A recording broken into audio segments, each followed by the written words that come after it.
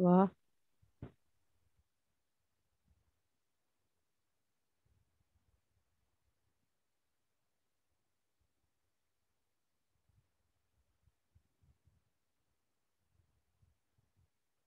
अच्छा, शो हो रही है आपको स्लाइड?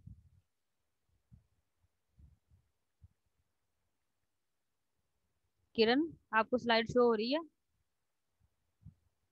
जी मैम जी। चलो ठीक है। अच्छा, ये हमारा लेक्चर नंबर, सॉरी मैंने 4 लिख दिया, लेक्चर नंबर 5 है हमारा, ठीक है। और ये डेवलपमेंटल बायोलॉजी। इसमें आज हमने जो चीजें डिस्कस करनी है, एक minute, okay, wait a minute, I think so ये गलत स्लाइड शो हो गई है।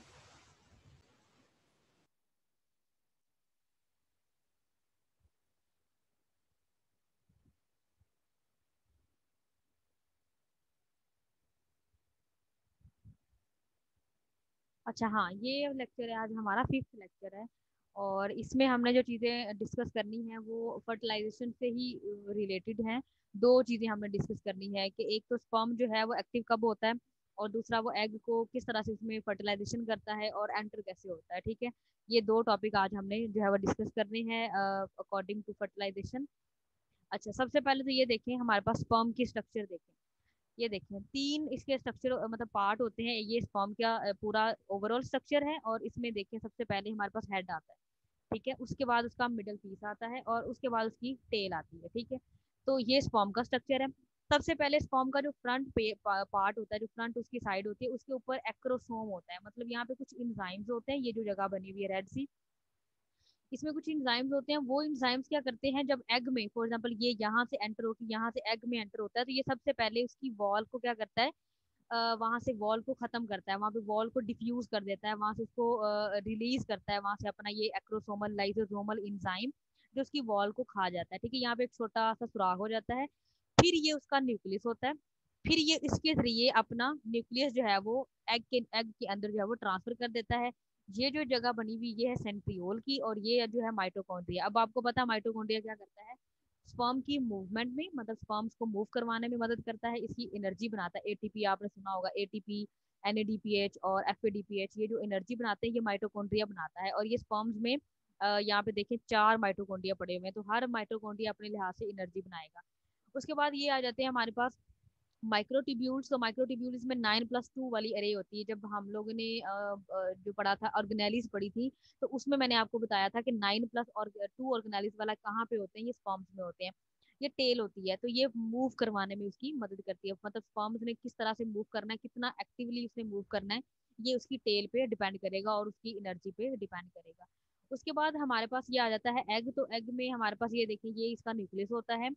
ये साइटोप्लाज्म है जो आपको पिंक कलर का नजर आ रहा है सारे का सारा, और ये जो अंदर छोटे छोटे आपको पोर्स नजर आ रहे हैं, इसको हम कहते हैं कोर्टिकल ग्रेन्यूल्स कहते हैं। ये जो इसके बाहर वाली एक बिल्कुल थोड़ी सी ब्लूइश की कलर की लाइन है, उसको हम कहते हैं जोना पिलोसिडा। मतलब ये जेली कोट होता है, जैसे जेली लाइक मटेरियल होता है सारा, इसने एग को सराउंड किया हुआ होता है। ये योक टाइप कह लें, ये योक है अंदर। और ये जो व्हाइट कलर का अंडा, आपने अगर मुर्गी का तो सबने देखा होता है, योक के बाहर क्या होती है, व्हाइट कलर की एक लेयर होती है जेली लाइक, ठीक है। उसके बाद ये प्लाज्मा मेम्ब्रेन्स होती हैं, और ये हमारे पास होता है कोरोना रेडिएटा लेयर ऑफ जो है वो नरिशिंग सेल। अच्छा, बिल्कुल जर्दी के पास एक छोटा सा व्हाइट सा, मतलब थोड़ा सा थिक पार्ट होता है, जिसे हम लोग क्या बोलते हैं, कोरोना रेडिएटा। वहां से बच्चे चिक की जो है वो डेवलपमेंट जो है वो स्टार्ट होती है। आप जब इंक्यूबेशन पीरियड टाइम स्टार्ट होता है या इनसाइड द वुमेन बॉडी। तो ये था हमारे पास, थोड़ा सा मैंने ओवरऑल इसका स्ट्रक्चर बताया है इन दोनों का, स्पर्म का और एग का। अब हम इसको देखते हैं कि उसका जो हमारे पास आ जाती है रिकग्निशन। मतलब जो स्पर्म है वो कैसे रिकॉग्नाइज करता है एग को कि इसको फर्टिलाइज करना है, या जब एक स्पर्म एंटर हो जाता है तो फिर दूसरा कैसे जो है वो एंटर नहीं होता। इसके काफी सारे स्टेप्स हैं जो हम देख लेते हैं। सबसे पहला हमारे पास है कीमो अट्रैक्शन। सबसे पहले तो केमिकल रिलीज होता है जिससे अट्रैक्शन होती है, ठीक है। उसके बाद रिलीज ऑफ एक्रोसोमल इंजाइम, ये जो इस स्लाइड में मैंने दिखाया था, यहाँ पर एक्रोसोमल इंजाइम्स होते हैं जो कि रिलीज होते हैं, ठीक है। रिलीज होने के बाद क्या होता है, binding of sperm to extracellular envelopes. फिर क्या होती है, जो स्पर्म होता है वो एक्स्ट्रा सेलुलर इनवेलप, मतलब जो इनवेलप होता है बाहर वाली कवरिंग, वो कवरिंग बनाएगा, देन उसको वो कर लेगी जो सेव कर लेगी, ताकि किसी भी एसिड वाली जगह से अगर वो गुजरेगा तो स्पर्म का जो स्ट्रक्चर है वो डैमेज नहीं होगा। उसके बाद आ जाता है पैसिज थ्रू एक्स्ट्रा सेलुलर इनवेलप। जाहिर है उसके बाद उसने उसका पैसिज मतलब उसने बॉडी से रिलीज होना है। Fusion of sperm and egg nucleus, उसके बाद इन दोनों की, जैसे फॉर एग्जांपल अगर ये बॉडी से रिलीज हो चुका है और एंटर हो चुका है फीमेल बॉडी में, तो फिर क्या होता है, फिर इन दोनों की आपस में क्या होती है, फ्यूजन होती है। और उसके बाद ये 2 और 3 कैन बी रिवर्स, ये जो 2 वाला है और ये जो 3 वाला है ये रिवर्स भी हो सकता है। मतलब ऐसा जरूरी नहीं है कि एक जो स्पर्म अभी टेस्टिस से निकला है वो जरूरी है कि वो आगे जो है वो एक्सेस सेलुलर बाइंडिंग में जाएगा, और वो वहां से जो है वो रिमूव भी हो सकता है। उसके बाद आ जाती है फर्टिलाइजेशन। तो sperm attraction species to species specific in many invertebrates, ठीक है, ये स्पीशीज स्पेसिफिक है इनवर्टिब्रेट्स में, मतलब हर जो वर्टिब्रेट है उसकी अपनी अपनी कीमोटैक्सिस होती हैं और टाइमिंग भी अलग होती हैं, ठीक है। इन सी अर्चन, ये उसमें रहता है, समंदर में रहता है। अपेप्टाइड जो है वो रीसेक इज कीमोटैक्टिक मॉलिक्यूल। कीमो क्या होती है, ऐसी चीजें जो केमिकल से अट्रैक्ट, जैसे फिरोमोन्स हम बोलते हैं, हार्मोन्स तो हमारी बॉडी के अंदर काम करता है ना, और फिरोमोन्स वो स्मेल होती है जो जो दूसरे जने एनिमल्स हैं जैसे इनवर्टिब्रेट्स हैं, वो उस स्मेल को फील करके वहां तक पहुंच जाते हैं कि यहाँ पे कोई उनकी फैमिली का मेंबर जो है वो यहाँ पे रह रहा है। It is also sperm activating molecule, ये स्पर्म को भी एक्टिव कर देते हैं। जैसे मैंने आपको लाइन की बताई थी कि वो जब उसका ब्रीडिंग सीजन आता है तो वो अपने यूरन से एक पूरी लाइन ड्रॉ कर लेता है, उसको स्मेल करके जो उसकी फीमेल या जो उसकी मेटिंग पार्टनर होती है वो वहां तक पहुंच जाती है। दूसरी जो लाइन है, लाइन फीमेल जो है वो वहां तक नहीं आती, वो उस टेरिटरी को बाइंड जो है वो कवर नहीं करती है, ठीक है।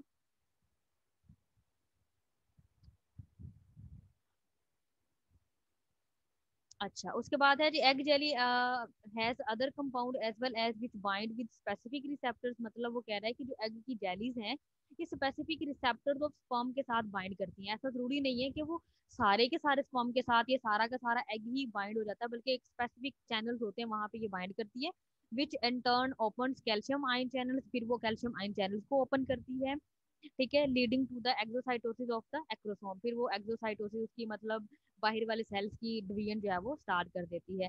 एक्रोसोम रिएक्शन कैसे होता है, in marine invertebrates fusion of acrosomal membrane with sperm molecules, formation of acrosomal process. फिर वो एक्रोसोमल प्रोसेस क्या होता है कि वहां से एंजाइम्स रिलीज होते हैं जो एग की वॉल को डिसॉल्व कर लेते हैं, ठीक है। जब वो डिसॉल्व कर लेते हैं तो उसके अंदर फिर वो क्या करता है, प्रोटियोलाइटिक एंजाइम, प्रोटीन को खाने वाला, प्रोटियो मतलब प्रोटीन, लिटिक प्रोटीन को तोड़ना, ठीक है। तो ऐसा एंजाइम जो प्रोटीन को तोड़ दे उसे हम कहते हैं प्रोटियोलाइटिक एंजाइम। फिर क्या होता है, वो जेली कोट बनाता है और एग की मेम्ब्रेन के अंदर जो है वो एंटर हो जाता है, ठीक है। उसके बाद आ जाता है ट्रांसपोर्टेशन ऑफ स्पर्म। जब ये एग के अंदर सुराख हो जाएगा तो जाहिर है वहां पे सुराख बन जाने के बाद स्पर्म उसके अंदर क्या हो जाएगा, एंटर हो जाएगा।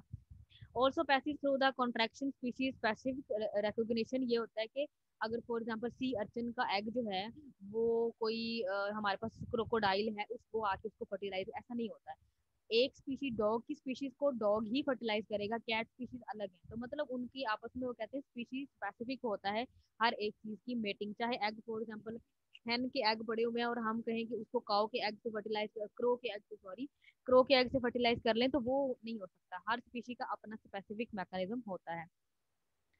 फिर क्या है हमारे पास, एक्रोसोमल प्रोटीन होती है, इन्हें हम कहते हैं बाइंडिंग प्रोटीन, बाइंड जो चीजों को करती है, present on the acrosomal process, इसी दौरान प्रेजेंट होती हैं और वो भी स्पेसिफिक होती हैं हर स्पीशी के लिहाज से। इसमें क्या होता है, receptors not all over the egg membrane, जो पूरी मेम्ब्रेन के कवर किया होता है, जिसमें उस पूरी मेम्ब्रेन पे रिसेप्टर्स नहीं होते, बल्कि एक लिमिटेड साइड, वो कहते हैं छोटे से साइड, जैसे आपने इंजाइम देखा था ना, तो इंजाइम पूरे के ऊपर एक छोटा सा एक्टिव साइट होती है जहाँ पे आके सबस्ट्रेट अटैच होता है। इसी तरह यहाँ पे भी एक लिमिटेड सी साइट होती है जहाँ पे आके उसने अटैच होना होता है और उसको ब्लॉक कर देना होता है, ताकि एक स्पर्म अगर एग के अंदर एंटर हो गया तो दूसरे स्पर्म एंटर ना हो। इससे क्या होता है, पोलिस्पर्मी, मतलब ज्यादा सारे स्पर्म एंटर हो जाएंगे तो वो बच्चा जो है वो नॉर्मल नहीं होगा, डेवलपमेंट उसकी नॉर्मल नहीं होगी, उसके 3 से 4 साल हो सकते हैं, 3 से 4 उसकी टांगे हो सकती हैं। तो ये जो है पोलिस्पर्मी इसको जो है वो डील करेगी।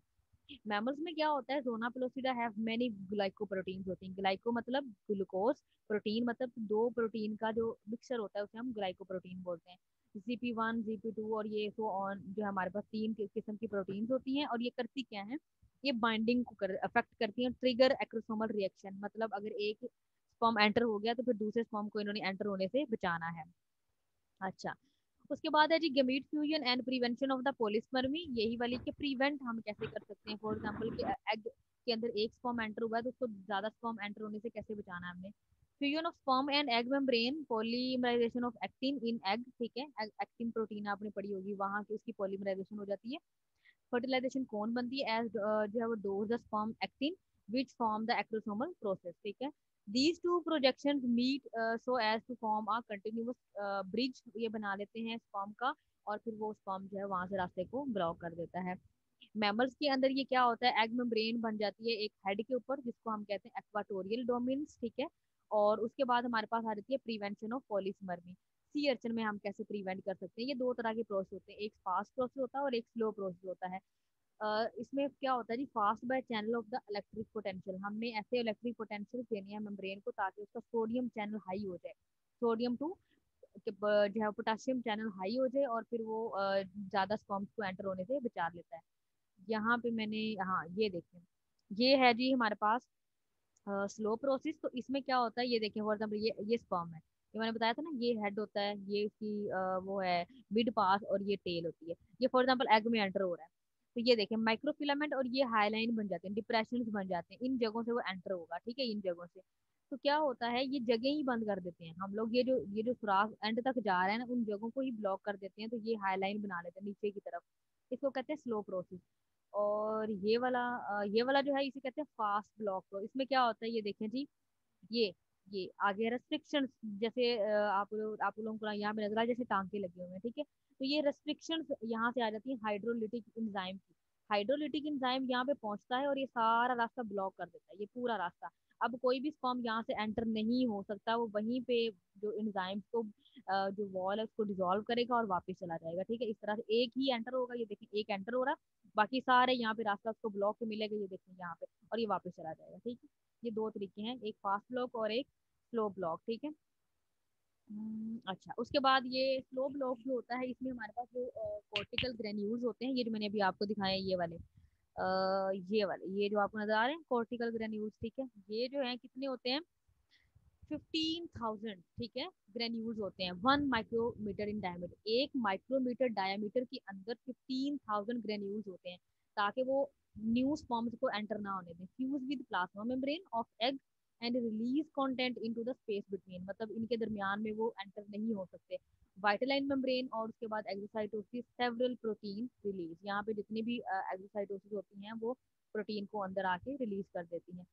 First is cortical granule serine proteases. Serine क्या होता है, ये अमाइनो एसिड और प्रोटीएज वो वाले अमाइनो एसिड जो प्रोटीन को ब्रेकअप करते हैं, प्रोटीन को तोड़ते हैं, ठीक है।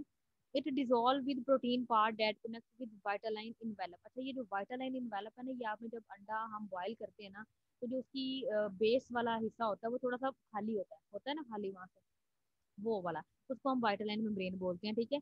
Also clips of the binding receptors and any sperm attach to them, मतलब वहां तक वो वहां से एंटर होता है, ताकि वहां पे उसको थोड़ा सा रास्ता भी मिल जाता है, और देन वो एंटर हो जाता है इनसाइड द बॉडी। ये दोनों हमने ऑलरेडी डिस्कस कर ली है।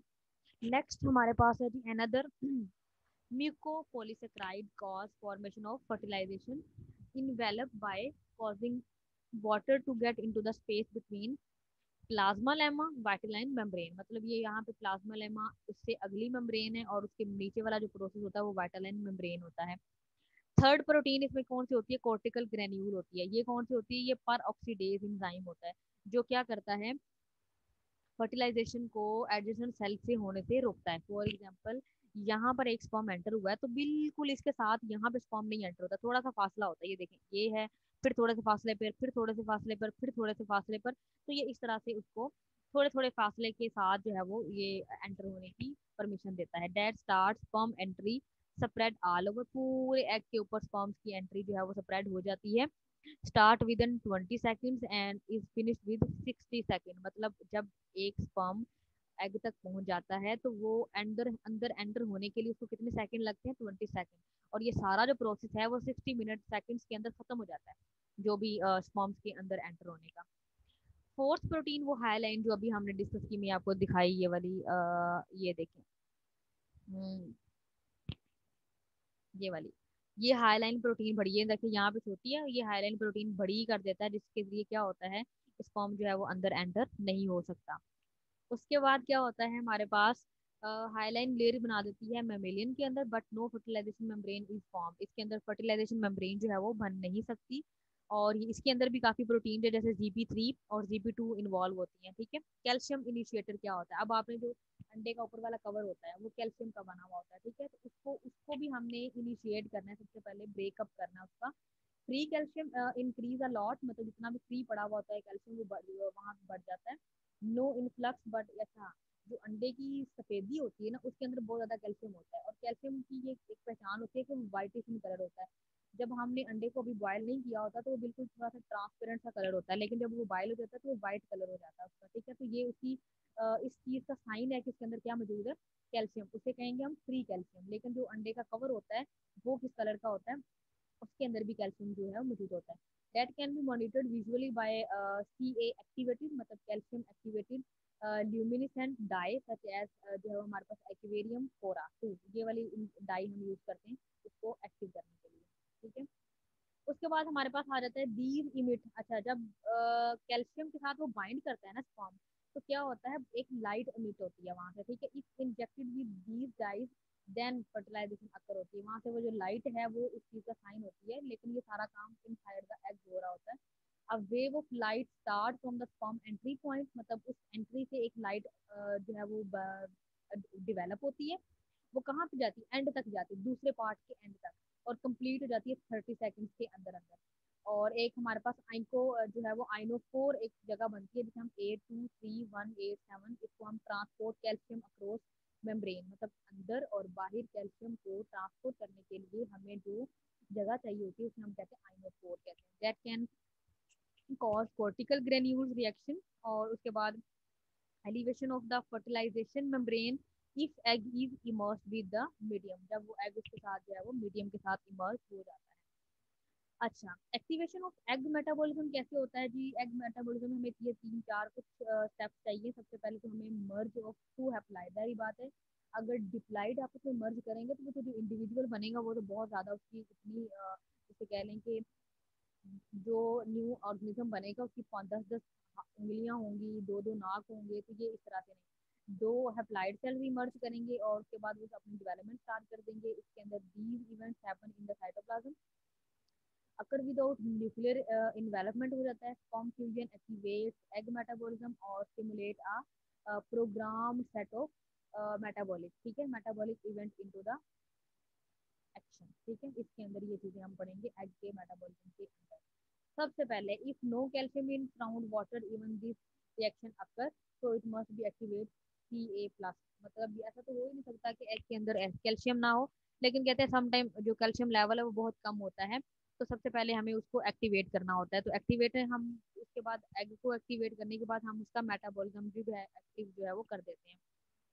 मेटाबॉलिज्म एक्टिव करने के बाद क्या होता है जी, इंक्रीज कैल्शियम कॉन्सेंट्रेशन बढ़ती जाती है, उसकी ज्यादा से ज्यादा हम कर देते हैं। कितनी तक बढ़ जाती है, यहाँ तक 0.1 से 1, मतलब 0.1 से लेकर 1 माइक्रोमीटर तक हमारी उसकी कॉन्सेंट्रेशन बढ़ जाती है। फिर क्या होता है, several activation in egg related to these waves.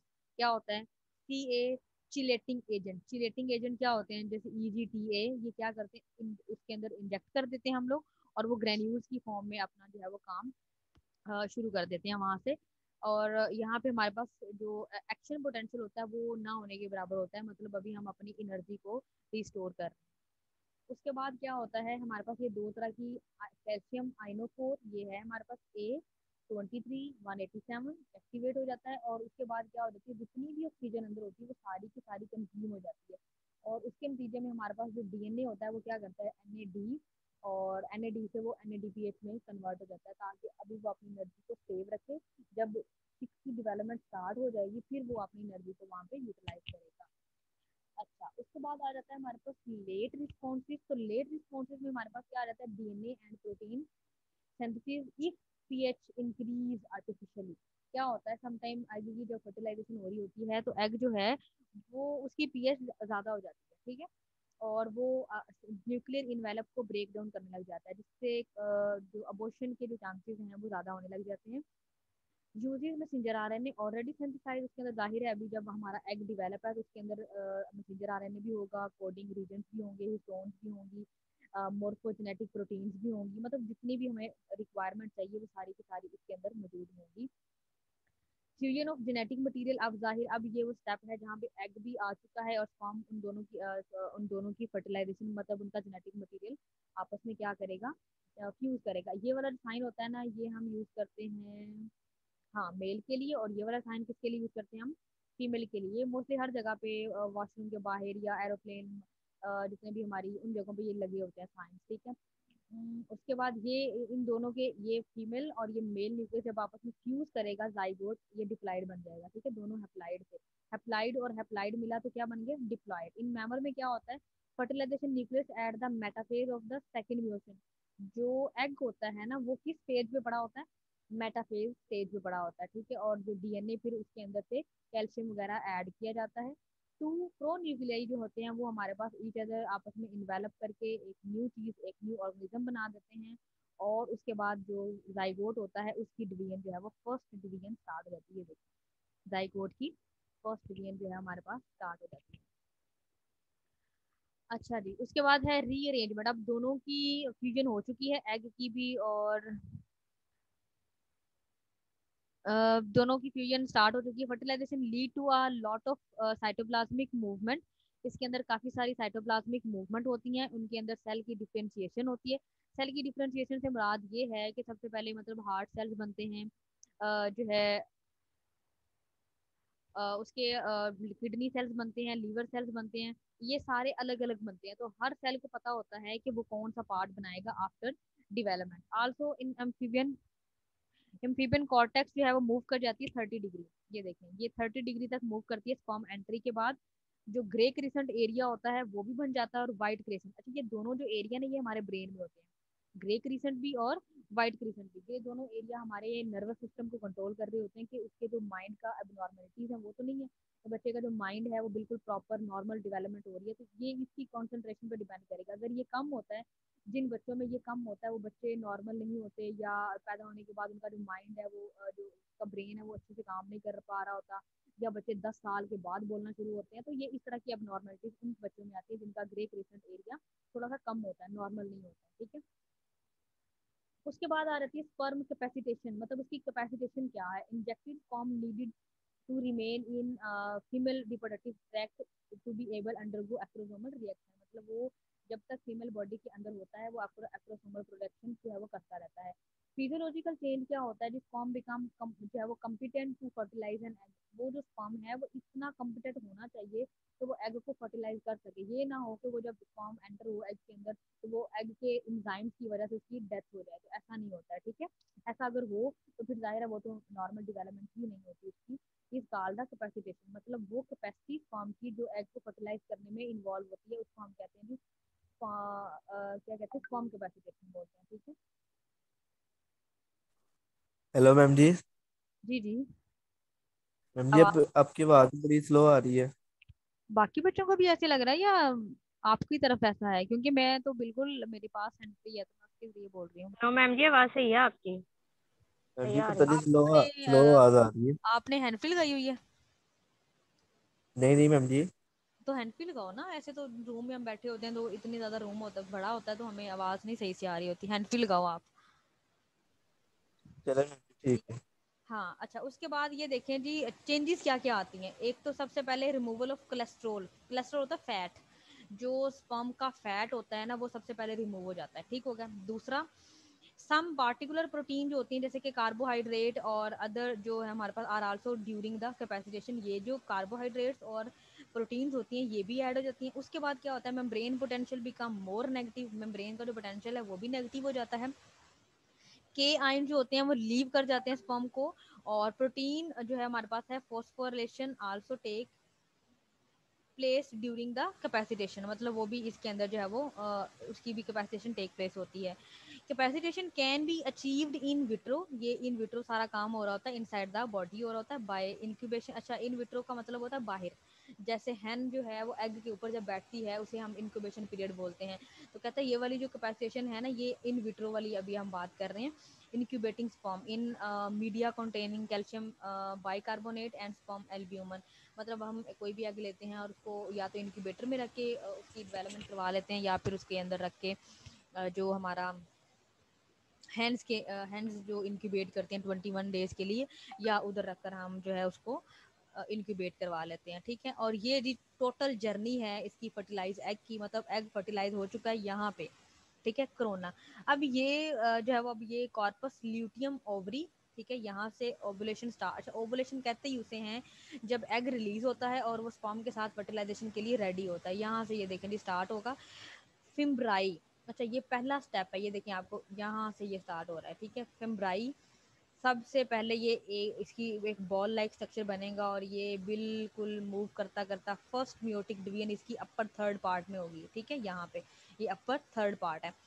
फिर उसके बाद ये म्यूटिक डिवीजन होने के बाद इसके अंदर क्लीवेज बनना, ये आपको नजर आ रही है, ये देखें ये 1 से 2 में हुआ, ये देखें एक और ये दो, और 2 से फिर ये 4 में, ये देखें आपको 4 नजर आ रहे हैं यहाँ पे। फिर ये आ जाता है जी मरूला, एक काफी एक सॉलिड बॉल लाइक स्ट्रक्चर बन जाता है मरूला। और सॉलिड बॉल लाइक स्ट्रक्चर बनने के बाद ये जब मरूला बनता है, मरूला बनने के बाद ये बनता है जी ब्लास्टोसिस्ट। इसके अंदर एक छोटी सी यहाँ पे ओपनिंग स्टार्ट होना शुरू हो जाती है, थोड़ा सा लंबा होने लग जाता है, ठीक है। और फिर ये ब्लास्टोसिस्ट कहाँ पे आके इम्प्लांट कर जाता है, यहाँ पर यूट्रस में, ठीक है, यहाँ पे। तो जब ये यहाँ पर इम्प्लांट कर जाता है देन यहाँ से स्टार्ट होता है उसका कंसीविंग टाइम, या एक जो गेस्टेशन पीरियड स्टार्ट होता है कि प्रॉपर यहाँ से अब उसकी जर्नी जो है वो स्टार्ट होती है। फिर वो उसका हेड बनता है, वो हमने आई थिंक सो रिप्रोडक्शन के चैप्टर में पढ़े थे ना, फर्स्ट ट्राइमेस्टर, सेकंड ट्राइमेस्टर और थर्ड ट्राइमेस्टर, जिसमें पहले 3 मंथ में क्या बनेगा, फिर नेक्स्ट 3 मंथ में क्या बनेगा, हार्ट बीट कब बनेगी, आईज ओपन कब होंगी, मूवमेंट कब होगी। इवन कि मैंने आपको इस बारे में पूरी एक वीडियो भी दिखाई हुई है कि ये पूरा एक प्रोसेस जो है वो किस तरह से डिवेलप होता है। तो अभी हमने जो चीज़ें डिस्कस की हैं वो है उस बारे में, एक्टिवेशन के बारे में, कि जब से एक्सफॉर्म आता है तो वो किस तरह से एक्टिव होता है, फिर वो कितनी देर के लिए बॉडी में रहता है, क्या क्या उसके प्रोसेसेस होते हैं, और एग को किस तरह से फर्टिलाइज करता है, उसके हेड में क्या क्या चीज़ें मौजूद होती हैं, साइटोप्लाज्म कैसे अरेंज होता है। तो ये सारा टॉपिक जो है वो हमने आज के लेक्चर में जो है वो डिस्कस किया। होपफुली आपको ये लेक्चर समझ आया होगा, क्योंकि ईजी है, हमने ये चीज़ें पहले भी इतनी दफ़ा बार बार ये चीज़ें डिस्कस की हुई हैं कि अब तो वो हमारे सिलेबस में बार बार वो चीज़ें वही आ जाती हैं, रिप्रोडक्शन, वो सारी चीज़ें बार बार। तो खैर इजी था ये वाला टॉपिक, आपने इसको एज इट इज़ जो है वो रेडी कर लेना। इसमें से काफ़ी एमसीक्यूज आते हैं उसके पार्ट के रेलिवेंट, के कौन सा एंजाइम होता है हेड पार्ट में, कौन सा एंजाइम है एग में, कौन सा एंजाइम है, क्लोना पेलोसिडा क्या है हमारे पास, ल्यूटियम कार्पस क्या है, फर्स्ट डिवीजन कब होती है। तो ये सारी चीज़ें आपको इसके एमसीक्यूज में यहाँ से मिल जाती हैं, ठीक है बच्चों।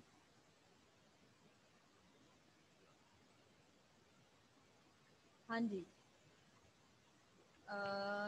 ये जो बच्चे हैं हमारे पास यहाँ पे जिशान, और ये इतनी लेट क्यों आते हो आप लोग बच्चे?